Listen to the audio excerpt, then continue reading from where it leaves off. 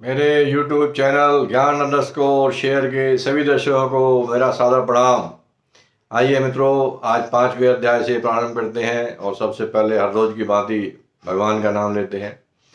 ओम यम ब्रह्मा वरुणेन्द्र रुद्रमरुतः स्तुन्वन्ति दिव्यैः स्तवैः वेदैः साङ्गपदक्रमोपनिषदैः गायन्ति यं सामगाः ध्यानावस्थितद्गतेन मनसा पश्यन्ति यं योगिनो यशान्तं न विदुः सुरगणाः देवाय तस्मै नमः।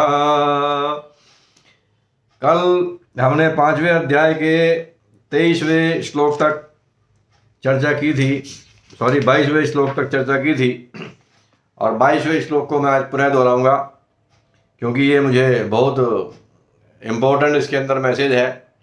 हम जो भोग विलास में पड़े रहते हैं और विषय भोग को हम असली आनंद मानते हैं, तो उसी को के बारे में ये श्लोक है। ये ही संस्पर्शा भोगा दुख यो न एवते आद्यंतवंत कौन्तेय न तेषु रमते बुधाः। बुधा अर्थात बुद्धिमान पुरुष, विवेकमान जो पुरुष है वो इन विषय भोगों में नहीं रमते हैं। क्यों नहीं रमते हैं? क्योंकि ये जो इंद्रिय और उनके विषयों के संयोग से जो हमें सुख की अनुभूति होती है, जो प्रतीत होता है कि ये बहुत सुख है, ये सुख वास्तव में है नहीं। ये दुख के बीज हैं, दुख के कारण हैं। और इसलिए इनसे हमें जो भी बुद्धिमान पुरुष होता है, विवेकवान पुरुष होता है, वो विवेक द्वारा इनके ऊपर चिंतन करके कि ये हमेशा रहने वाले नहीं हैं, ये नित्य नहीं है, ये अनित्य हैं और जब ये आज हैं कल को नहीं रहेंगे, तो जब ये नहीं रहेंगे तो इनके जो पुराने संस्कार होंगे जो हमने उनको भोगे हैं, उसकी वजह से उनको याद कर करके हम दुखी होते हैं। दूसरा ये होता है कि हमारी ये कामनाओं को बढ़ाते हैं और जब कामनाओं को बढ़ाते हैं तो हमारा मन शांत नहीं होता और जिस ध्येय पर हम परमात्मा प्राप्ति के लिए हमारा जो मनुष्य जीवन हमें मिला है उस लक्ष्य से हमें ये भटकाते भी हैं, क्योंकि ये नई नई कामनाएं पैदा होती हैं। तो कोई भी भोग को भोगने से वो भोग की जो कामना है वो शांत नहीं होती, वो और बढ़ती जाती है। तो इसलिए हमें तीनों प्रकार से ये हमें कष्ट का कारण बनते हैं, आने वाले कष्ट का कारण बनते हैं। तो इसलिए जब भी सुख की प्रतीति हो, आपके अनुकूल परिस्थितियां हो, अनुकूल वस्तुएं हो, तो उसमें ज़्यादा इंसान को रमना नहीं चाहिए। उनमें जैसे कछुआ का उदाहरण था दूसरे श्लोक में, दूसरे अध्याय में दिया था, तो उसी प्रकार से हमें इंद्रियों और इंद्रियों के विषयों में विचरण करना चाहिए। जिस प्रकार से कछुआ जैसे जितनी आवश्यकता होती है उतने समय के लिए अपनी वो इंद्रियों को बाहर निकालता है और बाकी उसके बाद में अपना काम होने के बाद में वो उनको फिर से अपने खोल के अंदर वापस ले लेता है। इसी प्रकार से मनुष्य को भी करना चाहिए, विवेकपूर्ण निर्णय लेना चाहिए, क्योंकि इनको भोगों को भोगने से हमारा जीवन निरर्थक होता है। मनुष्य जीवन जो हमें मिला है वो सारा निष्फल हो जाता है और धीरे धीरे हमारा जीवन खत्म होता रहता है। तो इसलिए इनसे बचना चाहिए। और इसके बाद में जो 23वां श्लोक है कि जो ऐसा करता है विषय भोग को काम क्रोध आदि के निमित्त से दुख के कारण, जो बताया पहले श्लोक में। अब मनुष्य शरीर का जो महत्व है वो क्या है? हमें जो मनुष्य शरीर मिला है, मानव जीवन मिला है, तो इसका महत्व क्या है और इस महत्व के अनुसार ही हम जिस पर्पज के लिए, जिस उद्देश्य के लिए हमारा मानव जीवन मिला है, पुराने कर्मों के, अच्छे कर्मों के, सत्कर्मों के फलस्वरूप जो हमें ये मानव जीवन मिला है, इस मानव जीवन को हम कैसे सफल हो, इसमें सफल बनाएं अपने। तो ये बताया शक्नोति है यश छोड़ुम प्राक शरीर विमोक्षणात्। शरीर को छोड़ने से पहले, अर्थात इस जीवन के, मनुष्य जीवन के समाप्त होने से पहले, प्राक शरीर विमोक्षणात् शक्नोति है वो यश छोड़ुम। छोड़ुम का मतलब जो सहन कर लेता है।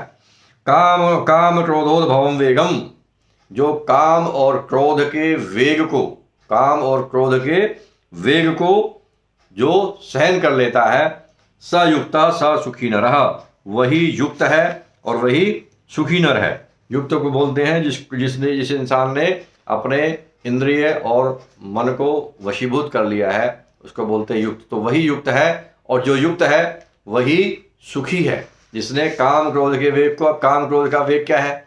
काम क्रोध का वेग ये है कि जब हमारी सांसारिक विषयों में हमारी आसक्ति होती है, तो आसक्ति के बाद नेक्स्ट स्टेज ये होती है कि उनको प्राप्त करने की हमारी इच्छा होती है, कामना जागृत हो जाती है। और उस कामना को पूर्ति करने के लिए भिन्न भिन्न तरह के विचार, संकल्प, विकल्प मन में हमारे आते रहते हैं, तो हमारे मन को वो कभी भी शांत नहीं रहने देते। तो ये तो हुआ जो अनुकूल परिस्थिति आती है। अब जो प्रतिकूल परिस्थिति आती है, जिनके प्रति हम जिनको पसंद नहीं करते, जो हमें अच्छी नहीं लगती, तो उनके आने पर हमें हमारे अंदर उनके प्रति द्वेष होता है अंतःकरण में, और द्वेष की वजह से जब हमारे अनुकूल परिस्थिति नहीं होती तो मन में खिन्नता आती है, गुस्सा आता है, क्रोध आता है। तो क्रोध जब आता है तो उस क्रोध के लिए फिर वही संकल्प विकल्प आते हैं और मन को कभी इधर भटकाते हैं, कभी इधर भटकाते हैं, और हमारी एनर्जी और हमारा जीवन नष्ट होता है। तो जो इन दोनों को, काम के भी और क्रोध के वेग को, जब वो आए, विचार, संकल्प आए, विकल्प आए, तो जब वो निश्चल रहता है, कैसे रह पाएगा? वो ऐसे रह पाएगा कि जब वो जो अपने विवेक का इस्तेमाल करते हुए जब वो ये अपने आप में ये धारणा रखेगा कि मेरा इनसे, इंद्रियों से, मन से, बुद्धि से मैं ये नहीं हूँ, मेरा इनसे कोई तादात्म्य नहीं है, ये केवल मुझे यंत्र मिले, जैसे यंत्र मिलते हैं काम करने के लिए, औजार मिलते हैं, तो ये एक साधन मिले हैं, ये औजार मिले हैं, इनसे मुझे काम लेना है, पर इनकी जो भावनाएं हैं, जो भी कुछ इनके अंदर दोष है, वो दोष मेरे अंदर नहीं है। मैं आत्मा हूँ, निर्विकार हूँ, सच्चिदानंद हूँ। Excuse me. तो इस भावना से, क्योंकि जो भी ये राग द्वेष, जो ये सब जो प्रॉब्लम्स हैं, जो ये दोष हैं, वो आत्मा के थोड़े ही हैं, वो तो अंतःकरण के हैं। तो अंतःकरण को हम अपना मान लेते हैं, उनसे तादाद में स्थापित कर लेते हैं, उनसे जुड़ जाते हैं, और इसलिए आत्मा को ये महसूस होता है कि ये मेरे दोष है। लेकिन सच्चाई है कि उसके दोष है ही नहीं। तो उससे विवेकपूर्ण अपना इसको बार बार विचार करके लगातार इस पर चिंतन करता रहे इंसान, और विवेकपूर्ण इस पर ध्यान देता रहे बार बार, और ध्यान देकर इस धारणा को अपनी मेंटेन रखे। कौन सी धारणा को? कि मैं साक्षात आत्मा हूँ, मैं निर्विकार हूँ, मैं सच्चिदानंद हूँ। इसमें जो भी शरीर में या अंतःकरण में जो भी दोष है, इनसे मेरा कोई लेना देना नहीं है, मैं इनसे सर्वथा सदैव लिप्त नहीं हूँ, निर्लेप हूँ। तो इस भावना को दृढ़ रखे तो आदमी इनसे बच सकता है। और जो ऐसा कर लेगा, जो काम और क्रोध के वेग को जो सहन कर लेगा, वही युक्त है, अर्थात वही इंसान ऐसा है जिसने कि अपने मन को, इंद्रियों को वश में किया हुआ, वशीभूत किया हुआ है, और वही सुखी है। क्योंकि जब तक कामनाएं रहेंगी, जब तक क्रोध रहेंगे, इंसान को वो कामनाएं और क्रोध उसको सुखी रहने नहीं दे सकती। सब सुखी नर, और वही नर है, क्योंकि नर का अर्थ क्या है? नर का अर्थ यहाँ केवल पुरुष नहीं है, नर का अर्थ है मनुष्य। तो मनुष्य जो है वही मनुष्य है। क्यों? क्योंकि हमारा जो मानव जीवन मिला है वो इसीलिए मिला है कि हम परमात्मा की प्राप्ति कर सकें, और परमात्मा की प्राप्ति में जो सबसे बड़े बाधक हैं वो ये विषय हैं। विषयों के साथ, विषय नहीं बल्कि विषयों के साथ जो हमारी आसक्ति है, ममता है, कामना है उनको प्राप्त करने की, वो चीज़ें हैं। तो यदि हम विवेकपूर्ण उन सब से बचे रहें और अपने मानव जीवन को ईश्वर के प्रति समर्पित करें, अपने मन को ईश्वर में लगा कर रखें, तो हमारा मानव जीवन सफल होता है। और जो ऐसा कर पाता है वही मनुष्य है। बाकी जो ऐसा नहीं कर पाता है, जो पशुवत जीवन अपना व्यापन करता है, तो पशु भी जो बाकी सारे काम करते हैं विवेक के अतिरिक्त सारे, वो भी वही काम करते हैं जो हम भी करते हैं। तो हमारे में उसमें कोई फर्क नहीं है। इसलिए उनको इसी अध्याय के 15वें के श्लोक में जंतु कहा था। आप लोग को ध्यान होगा कि इसी के 15वें श्लोक में भगवान ने कहा था, 15वां श्लोक क्या था? ना दत्ते कश्चित पापम न चैव सुकृतम विभु अज्ञानीर आवृतम ज्ञानम तेन मोह्यन्ति जंतवः। जिनका ज्ञान अज्ञान के द्वारा ढका हुआ है, जिनका ज्ञान अज्ञान के द्वारा ढका हुआ है, वो मोहित है, और वही मोहित है वही जंतु है। तो यदि हम विवेक का इस्तेमाल नहीं करते, आत्म अनात्म का कौन सी चीज नित्य है, किसमें वास्तविक सुख है, और कौन सा सुख हमें केवल प्रतीत होता है, टेम्परेरी है। जितने भी इंद्रियों के सुख हैं वो सारे के सारे टेम्परेरी हैं, वो केवल हमें आभास होता है, प्रतीत होता है, पर उसके बाद में वो, अभी आपने रसगुल्ला खाया, अभी तो बहुत आपको टेस्ट आ गया, लेकिन 1 घंटे बाद वही टेस्ट किया, थोड़ी देर खाने के बाद तुरंत आपको वो टेस्ट खत्म हो जाता है। तो वो अनित्य है। तो इसलिए उनसे हमें बचना चाहिए। मानव जीवन का जो उद्देश्य है, उसी उद्देश्य की प्राप्ति में अपना पूरा जीवन हमें लगाना चाहिए। अगला श्लोक है, यो अंतः सुखो अंतराराम तथा अंतर ज्योतिरेव यः संयोगी ब्रह्म निर्वाणम ब्रह्म भूतोऽधिगच्छति। तो जिस प्रकार से अब बाहर वाले ने बताया कि भाई जो बाहर के विषयों से जो क्षण भंगुर जो सुख है या दुख है, उनके मतलब जो सुख है उनको क्षण भंगुर मानकर और अगले आने वाले दुखों के कारण मानकर जो उनसे बचता रहता है, तो वो, और जिसने अपने काम और क्रोध पर विजय प्राप्त कर ली है, तो उसका वो कैसा रहता है, उसकी क्या स्थिति होती है, उसकी क्या स्थिति होती है, वो इस श्लोक में बताया। जो अंत सुखो अंतरारामा तथा अंतर ज्योतिरेव स योगी ब्रह्म निर्वाणम ब्रह्म भूतोधिगच्छति। जो पुरुष अंतरात्मा में सुख पाने वाला है। अंतरात्मा क्या है? अंतरात्मा वही है जो एक आत्मा सर्वत्र व्याप्त है, जो एक आत्मा, एक प्रभु, एक ब्रह्म, सब लोकों में, सब जगह, सर्वत्र, सर्वथा, हमेशा, सदैव व्याप्त है। उसके अलावा, जिसके अलावा कुछ भी नहीं है।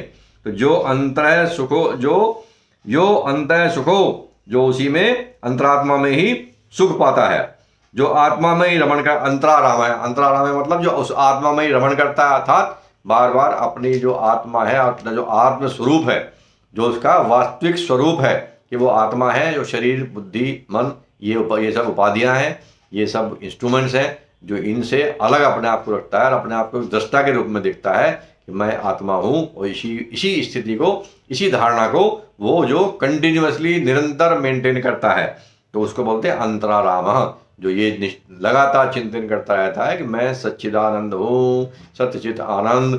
सत का मतलब इटर्नल, अविनाशी, चित का मतलब ज्ञान स्वरूप, और आनंद का मतलब इटर्नल ब्लिस। तो ये सब जो ईश्वर का मैं अंश हूँ, जो इसको निरंतर इस पर चिंतन करता रहता है और इस धारणा को पकड़ कर बैठता है।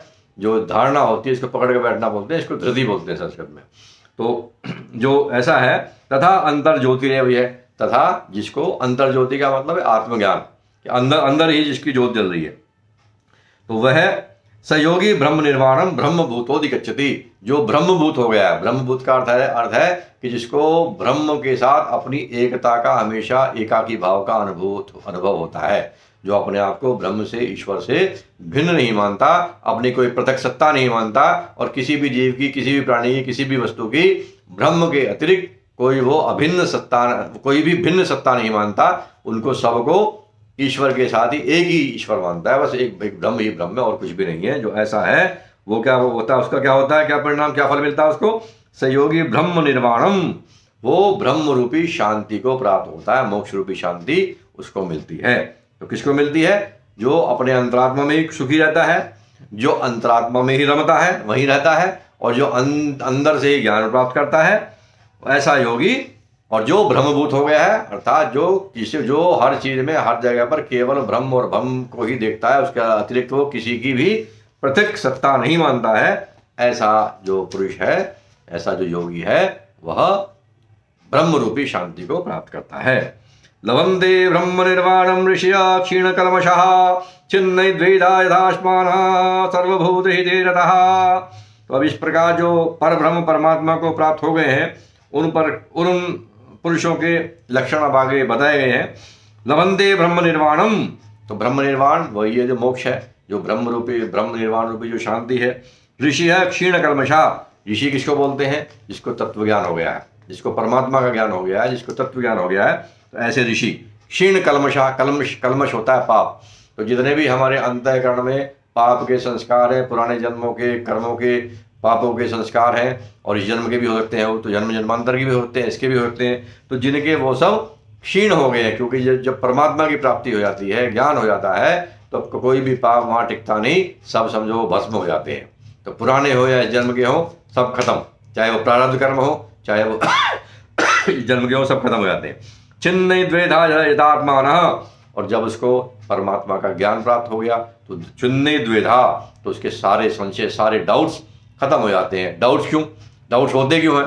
डाउट इसलिए होते हैं कि जब परमात्मा के अलावा भिन्न भिन्न लोगों की, भिन्न भिन्न वस्तुओं की, भिन्न भिन्न प्राणियों की सत्ता मानते हैं, तो तभी तो हमें द्वंद्व होगा कि दिस और दैट, या तो ये या तो ये। और जब हमें ये भान हो गया, ये अनुभव हो गया, एक्सपीरियंस हो गया कि हमारे कि परमात्मा के अलावा, परमात्मा से अभिन्न कोई कुछ है ही नहीं, जब ये ज्ञान हो गया और ये ज्ञान का हमें अनुभव भी हो गया, एक तो हो गया शास्त्र ज्ञान, और यहाँ शास्त्र ज्ञान की बात नहीं कर रहे हैं, यहाँ ज्ञान कर रहे हैं अनुभूत ज्ञान की, एक्सपीरियंस नॉलेज। तो जब ये एक्सपीरियंस हो गया कि परमात्मा के अतिरिक्त, ब्रह्म के अतिरिक्त कुछ है ही नहीं, तो फिर द्वंद्व किस चीज़ का, डुअलिटी किस चीज़ की, फिर दो चीज़ों का एग्जिस्टेंस खत्म हो गया। तो जब दो चीज़ों का द्वंद्व खत्म हो गया, एग्जिस्टेंस खत्म हो गया, तो फिर डाउट के लिए कोई, संशय के लिए कोई जगह ही नहीं बची। फिर ना कोई सुख है, ना कोई दुख है, ना कोई हानि है, ना लाभ है, ये जितने भी डुअलिटीज है, ना कोई राग है, ना द्वेष है, सब खत्म। यथात्मान सर्वभूत ही, तो इस प्रकार का जो यथात्मान है, ये यथात्मान है अर्थात जिसने अपने अंतःकरण को नियंत्रित किया हुआ है, सर्वभूत हृदय रहा, और जो सभी प्राणियों के, क्योंकि वो ब्रह्मभूत हो गया है। ब्रह्मभूत का अर्थ है जिसने अपनी आत्मा का जो परमात्मा है उसके साथ एकता का अनुभव कर लिया है, और जिसको यह अनुभव हो गया कि एक ही आत्मा सर्वत्र व्याप्त है, जो मेरी आत्मा है, जो मेरे अंदर आत्मा है वही आपके अंदर है, वही दूसरे प्राणियों के अंदर है, वही सबके अंदर है। तो जब उसका एकता का सब अनुभव कर लिया तो फिर वो सभी प्राणियों के हित के लिए निरत रहता है, हित में काम करता है। तो ये भी जो बात कही जा रही है कि सर्वभूत हृदय रहा, कि सब प्राणियों के हित में होता है, ये केवल लोक व्यवहार के लिए इस भाषा का इस्तेमाल किया जा रहा है। क्यों? क्योंकि जिसने ये अनुभव कर लिया कि दूसरा कोई है ही नहीं, मेरी आत्मा और एक ही, आपकी आत्मा एक ही है, मुझे जो आकाश उपलब्ध है वही आपको है। ऐसा नहीं कि आकाश का एक टुकड़ा मेरे पास है, आपके पास दूसरा टुकड़ा है। सेम आकाश, सेम आत्मा मेरे अंदर भी व्याप्त है, आपके अंदर भी व्याप्त है, और सर्वत्र सब प्राणियों में, सब वस्तुओं में व्याप्त है। तो वही आत्मा आपके अंदर है, वही मेरे अंदर है। तो मैंने आपके अंदर जो आत्मा है या दूसरे प्राणियों के अंदर आत्मा है और मेरे अंदर की आत्मा है, उस आत्मा के साथ एकता का अनुभव कर लिया है, उसी को बोलते हैं ब्रह्मभूत। तो एकता का अनुभव करने से क्या हुआ कि जैसे मुझे ये अनुभव होता है कि मेरा शरीर, मेरे हाथ, मेरे पैर, मेरे आँख, मेरे सब सारे अंग जो हैं एक ही शरीर का हिस्सा है, तो इसी प्रकार से जो ब्रह्मभूत होता है वो एक ही विराट परमात्मा के, एक ही विराट रूप के सबको अंग मानता है। तो एक ही विराट के जब सब अंग हैं, तो जैसे हमें अपने शरीर के, अगर हाथ में कष्ट होता है तो भी हम उतना ही ध्यान रखते हैं, पैर में होता है तो भी उतना ही ध्यान रखते हैं, तो हम अपने अंगों का सबका ध्यान रखते हैं। इसी प्रकार से वो उनको पृथक नहीं मानता, वो उनके लिए दूसरा कुछ होता ही नहीं, वो सब अपने ही होते हैं इसमें। तो जो कहा जा रहा है, ये लोक दृष्टि से केवल कहा जा रहा है कि सर्वभूत हृदय रहा, वो दूसरों के हित में नहीं रहता, अंदर से उसको वो अपने ही हित में रहता है, क्योंकि उसको भिन्न कोई अपने से अलग कोई महसूस ही नहीं होता, वो किसी को मानता ही नहीं। तो इसलिए वो सब प्राणियों के हित में रत होता है। तो इसको दोबारा मैं थोड़ा सा सारांश में बताऊंगा। जिनके सब पाप नष्ट हो गए हैं, जिनके सब संशय ज्ञान के द्वारा निवृत्त हो गए हैं, जो संपूर्ण प्राणियों के हित में रत हैं, और जिनका जीता हुआ मन निश्चल भाव से परमात्मा में स्थित हो गया है, ये ब्रह्मवेत्ता पुरुष शांत ब्रह्म को प्राप्त होते हैं। तो ब्रह्म को जो प्राप्त होते हैं उनकी एक तरह से लक्षण बता दिए कि, या ये समझिए कि ब्रह्म को प्राप्त होने से पहले कौन कौन सी कंडीशंस हैं जिनको हमें मीट करना होगा। तो ये इसका ये हो गया। अब इसके बाद है काम क्रोध वियुक्तानाम यतीनाम यतचेतसाम अभितो ब्रह्म निर्वाणम वर्तते विदितात्मनाम। काम और क्रोध से वियुक्त, काम क्रोध वियुक्तानाम यतीनाम, जिसने अपने चित्त को जीत लिया है, अंतःकरण को जीत लिया है। यत चेतसाम का मतलब जिसने अपने चित्त को जीत लिया है। और यति नाम का अर्थ है, यति बोलते हैं जो, यति का अर्थ है लवंते ब्रह्म निर्वाणम, काम क्रोध वियुक्तानाम यतीनाम यत चेतसाम अभितो ब्रह्म निर्वाणम वर्तते विदितात्मनाम। तो इस प्रकार से काम क्रोध से रहित जीते हुए चित्त वाले परब्रह्म परमात्मा का साक्षात किए हुए ज्ञानी पुरुषों के लिए सब ओर से शांत परब्रह्म परमात्मा ही पूर्ण है, परमात्मा ही प्रपूर्ण है। तो इसमें आया काम क्रोध वियुक्तानाम यतीनाम यत चेतसाम। तो काम क्रोध से जो वियुक्त हो गया है, जिसने अपने चित्त को नियंत्रण में कर लिया है, जो हमेशा अपनी आत्मा में ही स्थित रहता है, उसकी स्थिति आत्मा में ही है, अपने आप को शरीर का हिस्सा नहीं मानता है, उसके लिए सब और परब्रह्म परमात्मा ही पूर्ण है, अर्थात उसके लिए सब प्रकार से मोक्ष ही मोक्ष है। तो इसमें जो ये आया 4 शब्द आए, काम क्रोध वियुक्तानाम, दूसरा आया इसमें यतचेतसाम, और तीसरा आया विदितात्मनाम। तो जो यति होता है, यति की हम बात कर रहे थे, उसमें मल विक्षेप और आवरण दोष जो है नहीं होते हैं। जो चित्त के दोष हैं वो 3 प्रकार के दोष होते हैं। एक मल होता है, एक विक्षेप होता है, और एक होता है आवरण। मल का अर्थ है, मतलब है कि जो पुराने हमारे जो संस्कार हैं, जो पाप कर्म है, उनके हिसाब से चित्तमल होता है। और विक्षेप का अर्थ होता है जो चित्तमल की वजह से हमें जो है वो पाप कर्म है, तो उस तरह की वृत्तियाँ पैदा होती हैं। और जो दूसरा है क्या नाम है, विक्षेप होता है स्कैटर्ड माइंड, जिससे कि मन हमारा चंचल होता है, मन या इंद्रिया हमारी इधर भागती हैं, विक्षेप की वजह से होता है। और तीसरा है आवरण। तो आवरण जो है हमें अज्ञान की वजह से होता है। तो ये तीनों ही उसमें नहीं होते, क्योंकि वो काम और क्रोध से रहित है, जीते हुए जिसने चित्त है और परब्रह्म परमात्मा का साक्षात्कार जिसने कर लिया है, ऐसे पुरुष के लिए सब ओर से मोक्षी मोक्षे, सब ओर से परिपूर्ण ब्रह्म ही ब्रह्म उसके लिए है। तो मित्रों, आज के लिए इतना ही। आज हमने 26वें श्लोक तक कवर कर लिया है। इससे अगले सेशन में इसके बाद जय श्री राम, भज गोविंदम।